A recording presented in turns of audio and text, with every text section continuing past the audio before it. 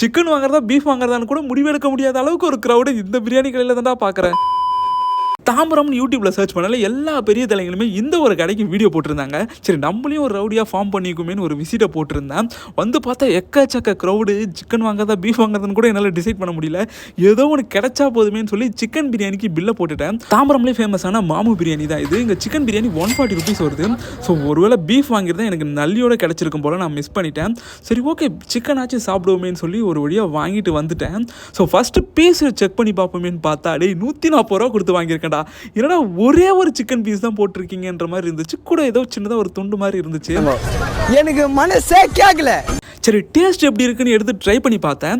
ஆக்சுவலாக நல்லா தான் இருக்குது. ஒரு நல்ல பிரியாணின்னு கேட்டிங்கன்னா கண்டிப்பாக நல்ல பிரியாணி தான். ஆனால் யூடியூப்பில் ஆஹா ஓஹோன்னு வீடியோ போட்டிருந்தாங்க. அந்த அளவுக்கு இருந்துச்சான்னு கேட்டிங்கன்னா கண்டிப்பாக இல்லை. எனக்கு பிரியாணி கூட ஓகே, பட் ஆனால் அந்த பீஸை மட்டும் என்னால் ஏற்றுக்கவே முடியல. 140 rupees கொடுத்து வாங்குறேன்னா அட்லீஸ்ட் ஒரு 2-3 பீஸ் ஆச்சு போடுங்கன்ற மாதிரி தான் இருந்துச்சு.